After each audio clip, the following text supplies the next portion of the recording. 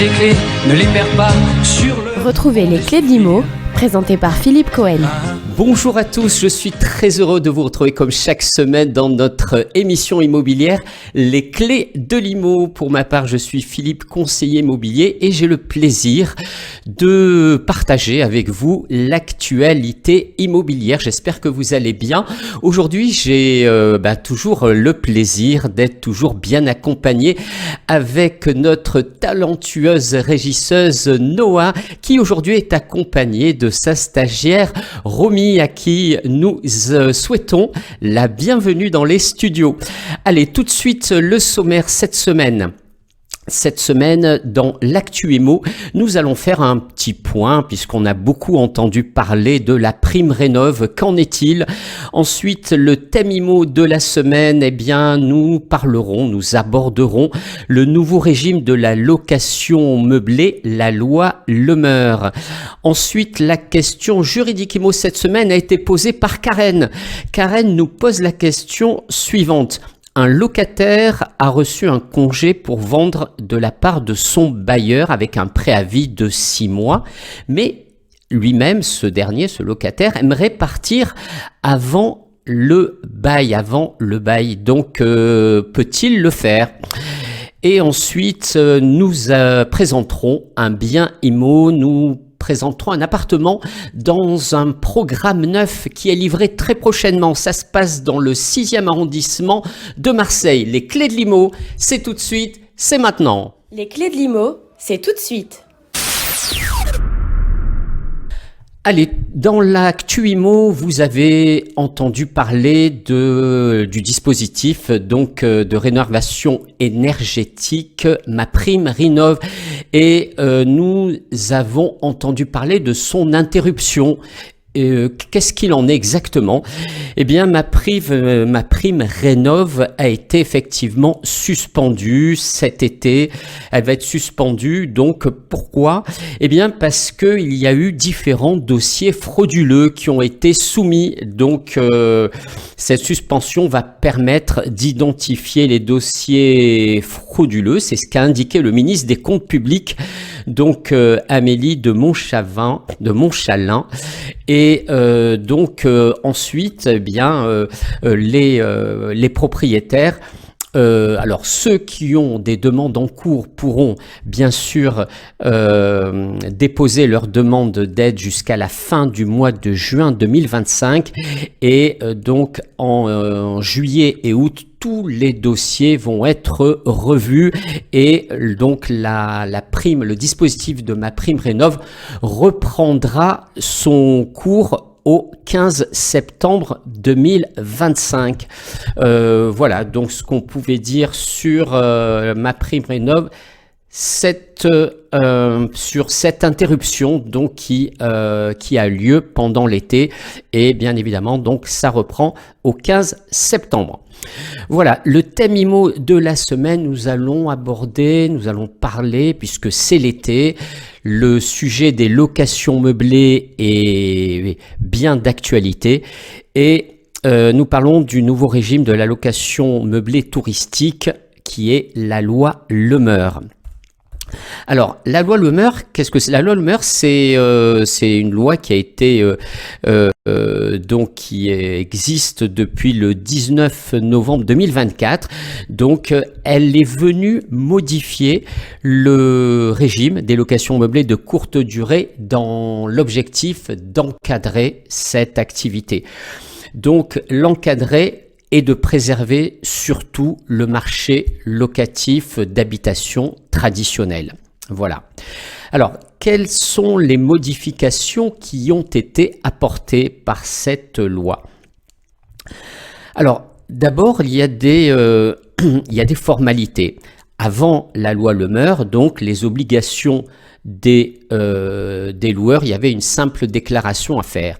Avec la loi Lemeur, les obligations des loueurs ont été renforcées avec au moins l'obligation systématique de déclaration de la location et une demande d'autorisation en cas de changement d'usage dans certaines communes.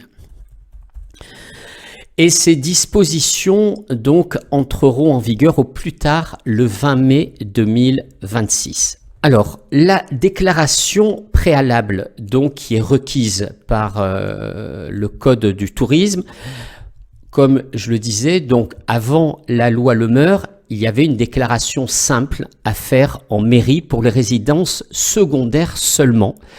Pour les résidences principales et secondaires dans les communes qui ont adopté une procédure de changement d'usage. Avec la loi Le Meur, donc la déclaration est obligatoire avec un numéro d'enregistrement unique de tous les biens loués en meublé touristique pour tous les propriétaires meublés, qu'ils soient en résidence principale ou qu'ils soient en résidence secondaire, et quelle que soit la situation géographique du bien. Voilà, là c'est les deux changements, principal et secondaire, et quelle que soit la résidence, la situation géographique du bien.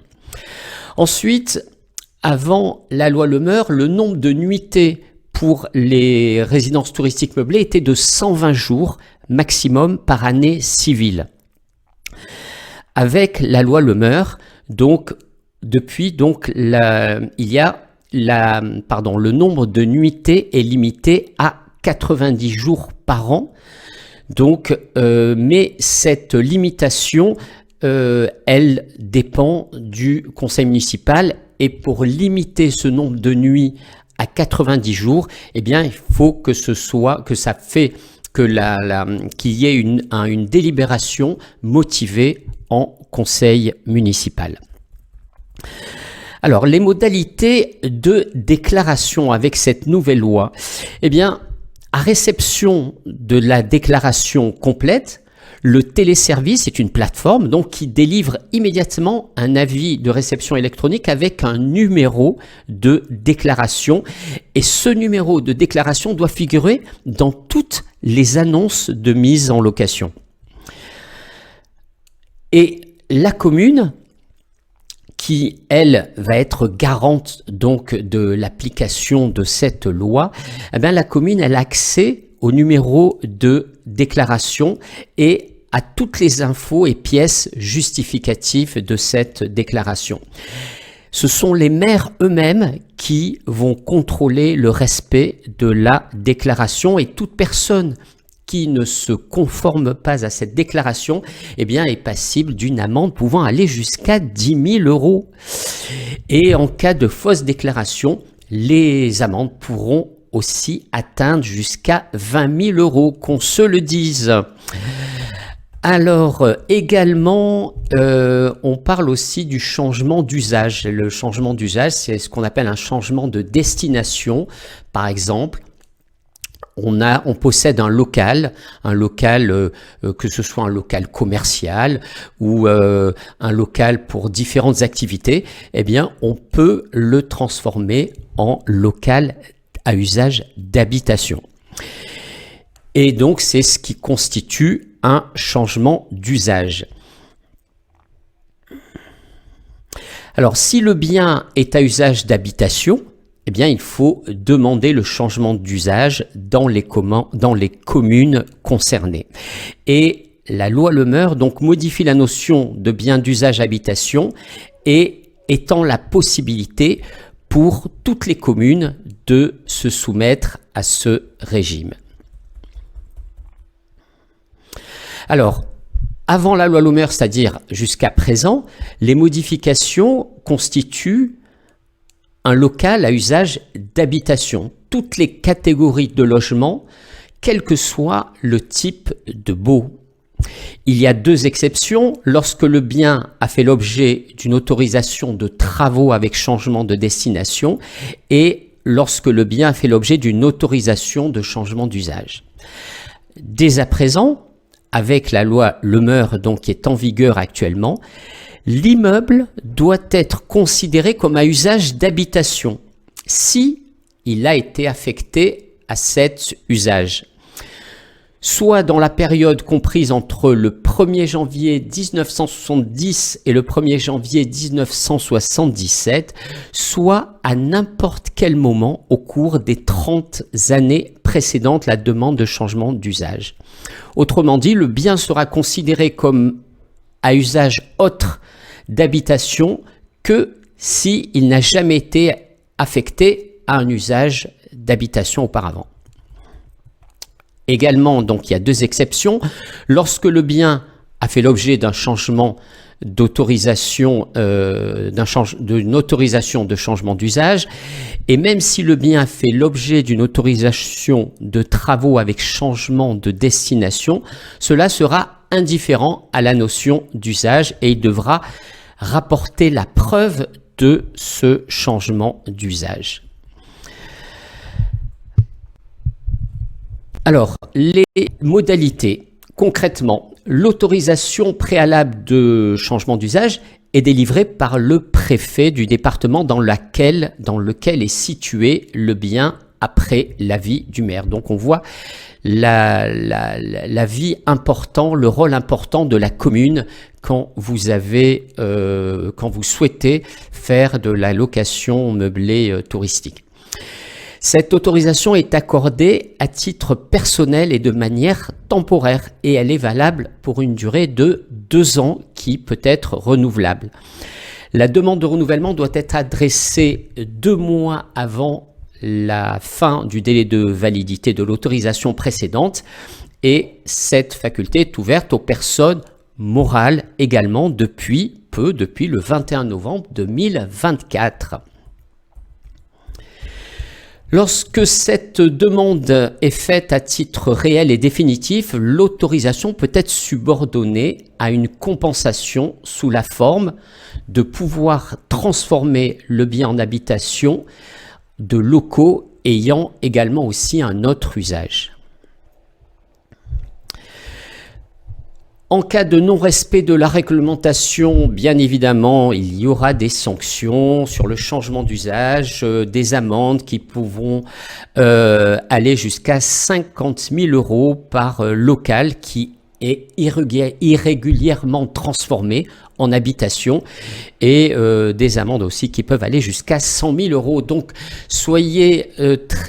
faites très attention, soyez très précis quand vous faites un changement de destination de local en usage d'habitation.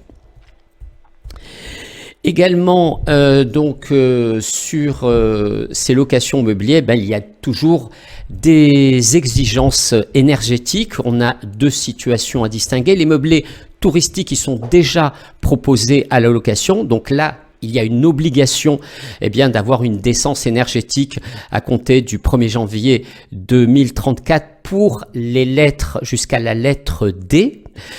Et cette obligation, bien sûr, ne s'appliquera pas s'il s'agit de la résidence principale du loueur. Les meublés qui ne sont pas soumis encore à la location, dès aujourd'hui, il faut que le diagnostic de performance énergétique soit classé entre la lettre A et la lettre E. Voilà, puisque la lettre D, c'est à partir jusqu'au 1er janvier 2034. Voilà ce qu'on pouvait dire sur les locations meublées touristiques. Donc, pour résumer, faites bien attention, consultez la commune où vous souhaitez faire de la location meublée. Par exemple, sur Marseille, le nombre de nuitées, c'est un arrêté municipal qui a été pris. La durée des nuitées est limitée à 90 jours sur Marseille, alors que dans certaines communes, ça peut aller jusqu'à 120 jours. Voilà ce qu'on pouvait dire sur la location meublée touristique. À présent, nous abordons la question juridique IMO qui a été posée par Karen. Donc, merci Karen pour avoir posé la question de la semaine. Donc, Karen nous pose la question suivante. J'ai un locataire et je souhaite donc récupérer mon bien avec un préavis de 6 mois, mais mon locataire souhaite partir avant le délai de 6 mois. Est-ce qu'il le peut?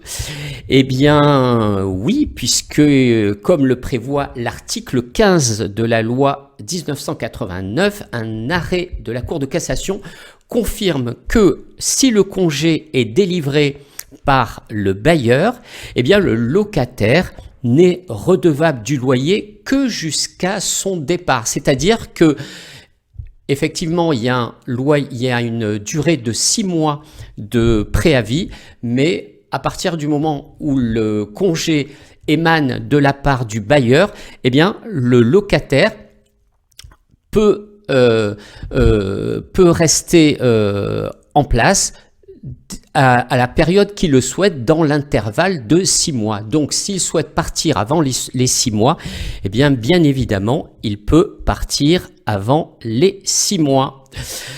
Enfin, nous terminons par le bien IMO de la semaine. Et cette semaine, nous présentons un bien qui est dans un immeuble en cours de construction, puisque la livraison de ce bien est prévue pour la fin d'année 2025. Je vous parle d'un programme qui se situe dans le 6e arrondissement, proche de la rue Montevideo.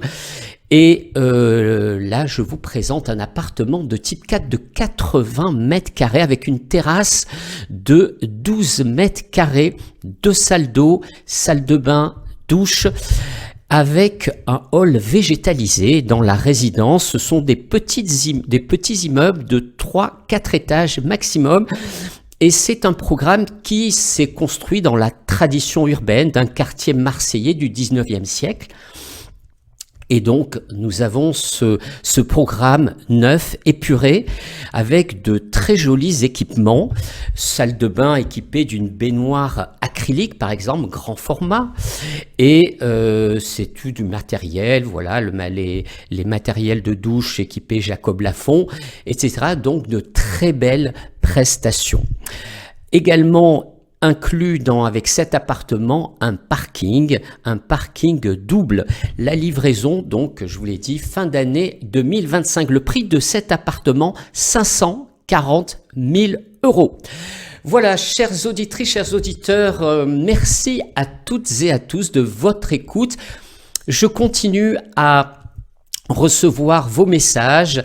Si vous souhaitez aborder un thème, n'hésitez pas à m'en faire part sur le standard de la radio 04 91 37 78 78 ou directement sur mon portable 06 02 720 307 06 02 720 307. Je vous donne rendez-vous la semaine prochaine. Vous connaissez le slogan, même jour, même heure et toujours de bonne humeur.